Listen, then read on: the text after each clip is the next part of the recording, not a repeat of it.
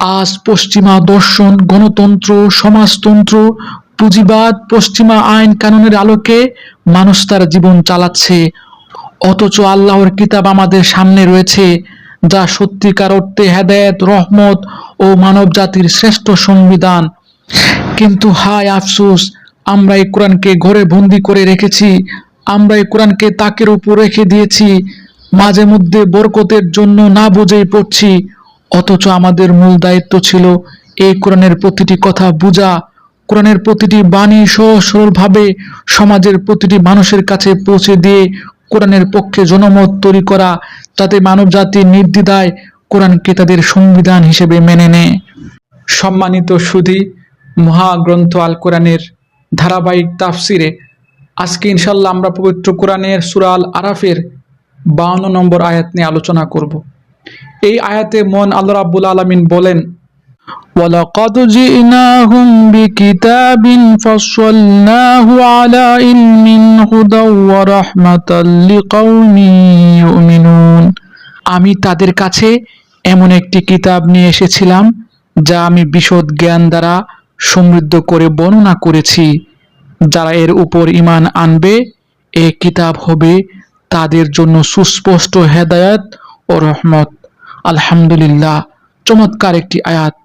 এই আয়াতে আল্লাহ রাব্বুল আলামিন আল কোরআনের গুরুত্ব আমাদের সামনে উপস্থাপন করেছেন। প্রিয় বন্ধুগণ, এই কোরআন হলো সেই কিতাব যেখানে কোনো ভুল নেই, যেখানে কোনো ঘাটতি নেই, নেই কোনো সন্দেহ।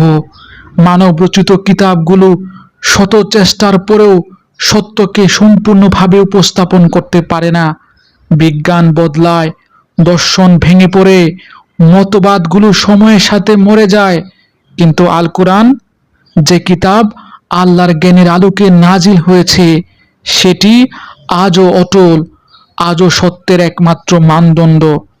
কিন্তু হায় আফসোস, আমরা এই কোরআনকে ঘরে বন্দি করে রেখেছি। আমরা এই কোরআনকে তাকের উপর রেখে দিয়েছি। এগুলোকে শুধু না বুঝে অনেক সময় পড়ছি। এ কোরআনের অর্থ বোঝার চেষ্টা করছি না। এ কোরআনের তাফসির পড়ছি না। এ কোরআনের দাওয়াত মানুষের কাছে পৌঁছে দিচ্ছি না।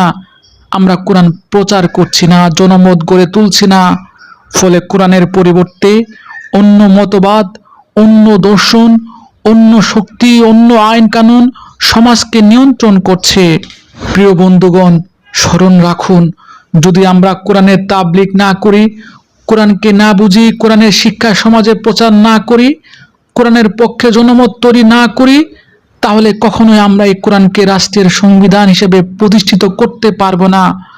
আল্লাহর কিতাবের আলোকে মানুষের হৃদয়কে আলোকিত করতে চাইলে, মানুষের হৃদয়কে জীবন্ত করতে চাইলে আমাদের মূল কাজ হলো ঘরে ঘরে, শহরে শহরে, দেশে দেশে এই কোরআনের বাণী সহজ সরলভাবে জনগণের কাছে পৌঁছে দেয়া।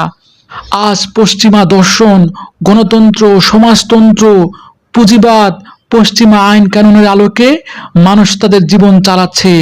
অথচ আল্লাহর কিতাব আমাদের সামনে রয়েছে, যা সত্যিকার অর্থে হেদায়েত, রহমত, মানব জীবনের শ্রেষ্ঠ সংবিধান।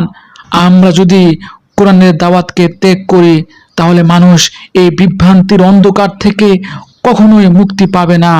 প্রিয় বন্ধুগণ, আসুন আমরা প্রত্যেকেই কোরআনের প্রচারক হয়ে উঠি, কোরআনের গবেষক হয়ে উঠি, নিজে কোরআন বুঝি, নিজে কোরআনের আলোয় আলোকিত হই, নিজের পরিবারের কাছে, সমাজের প্রতিটি মানুষের কাছে, সমাজের সকল কর্মক্ষেত্রে, মসজিদে, মন্দিরে, মাদ্রাসায়, যে যেখানে সুযোগ পায় সেখানে কোরআনের আলো ছড়িয়ে দেই।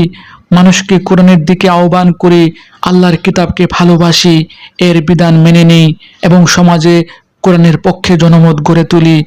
যেদিন কোরআনের দাওয়াত শক্তিশালী হবে, সেদিন মানুষের হৃদয় কোরআনের প্রতি আকৃষ্ট হবে, আর কোরআনকে তারা রাষ্ট্রের সংবিধান হিসেবে দেখতে চাইবে। তখন আল্লাহর কিতাবের ছায়ায় প্রতিষ্ঠিত হবে ন্যায় বিচার, শান্তি, নিরাপত্তা ও সত্যিকারের মানব মুক্তি।